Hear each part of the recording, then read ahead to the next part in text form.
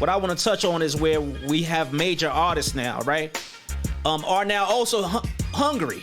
They're hungry for their money, so it's a whole lot more complaints. So I'm gonna touch on that from the angle of the major artists who's now complaining about how streaming is affecting their bottom dollars, versus what I've talked about when it comes to the independent artists.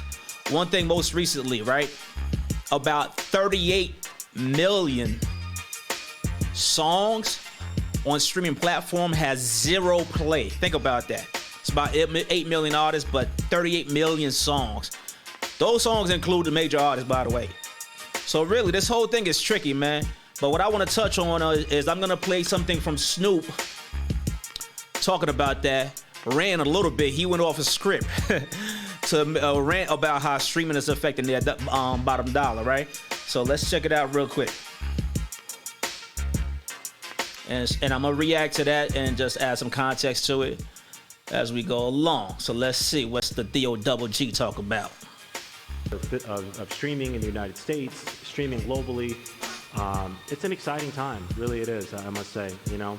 It's exciting, but streaming got to get their shit together. Because I don't understand how the fuck you get paid off of that shit. Like, I mean, could somebody... Now, people do get paid off of streaming, obviously, but the money is very low in comparison to being able to sell just one album, right? After this video go off with Snoop, I'm going to show you the amount of records that Snoop sold and the amount of money that would mean. But let's continue. Explain to me how you can get 1 billion streams and not get $1 million. Like, that shit don't make sense to me. Like, I don't know who the fuck running the streaming industry, if you in here or not. But nigga, you need to give us some information on how the fuck to track this money down. Well, Snoop, low key, those are your peers, man. What people got to realize with Snoop, by the way, Snoop is the current and new owner of Death Row Records. Let me put that into perspective. Death Row Records, one of the greatest record labels of all time, right?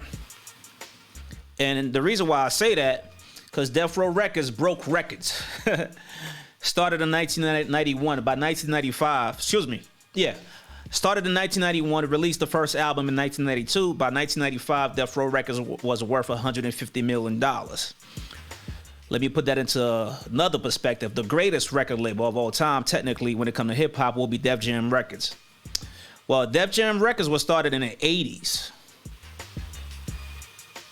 In the 80s, I think like about 85, or even 84, right? Rick Rubin, of course, look, Russell Simmons, right? Queens all day, right? And about late 90s, Russell and them sold Def Jam to Polygram, which is all part of that whole Universal, Warner Brothers, and all of them, the big three record labels, for $150 million. So it took that long from 1984 up to almost the 2000s, where Def Jam sold for the same amount of price that Death Row Records was worth in 3 years. So when I say Death Row's the greatest record label of all time and concept of what they did in a short period of time as a hip-hop record label, yet the actual greatest record label of all time, Def Jam took about over a decade, maybe 15, 16 years to do that. Why does that matter? Because Snoop now owns this great label, and he's not figuring out how to make this work. Now, this ain't a slide of Snoop or nothing like that, but let me just ask the question. Do y'all think if this was Suge Knight, still the current owner of the record label, will be trying to figure this out like this, or will he be making a move? Just a question. Nothing at Snoop. All right, but anyway, let's get back to it. Because 1 + 1 ain't adding up to 2. That shit don't add up, and I have to say it. Because that's the main gripe with a lot of us artists, is that we do major numbers with streams and this shit, but it don't add up to the money. Like, what the fuck is the money? When I first came out, my records would sell based off of physical. If you sold 1 million copies, that means if $9.99, $9 million, you get this percentage, that's what it is. So if I sell how many streams, how much money do I get? Real quick, let me let y'all know something else about Snoop, man. Snoop is black excellence walking when it comes to hip-hop in music overall. He's the first black artist, solo artist, to ever break the records when it comes to sales. Now, the first one was really Harry Belafonte, who actually sold, the first artist to sold platinum. Rest in peace. He recently died. But in modern day, Snoop, of all time, Snoop was the first artist on record that you can actually count that sold nearly $1 million, a million albums during the first week. Technically, it was 806,000. But you talk about the few days later, it was already $1 million, because the second week probably did like goal or near goal, like 300-400, something like that, right? So first artist to ever do that.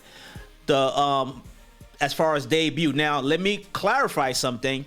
First album to sell $1 million the first week was actually The Bodyguard by Whitney Houston, the first album period to ever do that, which was in the same year. Look, 1993 was the year of black excellence, right? Because The Bodyguard was actually released in, I believe, in in November 1992. Well, you know what? It actually took longer to actually sell the mill the first week, because I think it didn't do that till the 1993. So let me correct myself. So like in a couple months later. But as far as selling that much amount of, Snoop. Well, you know what? Let me correct myself. I got the dates twisted a little bit. Snoop was the first artist who that's done that. So understand. Let's give it up for Snoop for black excellence, right? The OG right there. So this guy's very well respected. And by the way, up to date, this album is about 7 million sold. It was about 6 million back then, but up to date in the United States is 7 million sold. Worldwide, it sold 11 million copies. 11 million copies, man. So shout out to Snoop. But that's a lot of money. When you just think about 7 million times 10, that's 70 million that the album will gross. $70 million. Like, that's just a rough figure. We're not talking about the tours and the merch and everything else behind it. We only talk about the raw copies sold. And 11 million, that's 100 million worldwide, or if you calibrate that to the different currencies around the world. But the bottom line, that album he's speaking of, grossed, I would say, a rough figure, about $150 million easily. And now here we are, the owner of that very same record label, have a hard time figuring this out because of how streaming, is doing these artists, man. So let's check it out.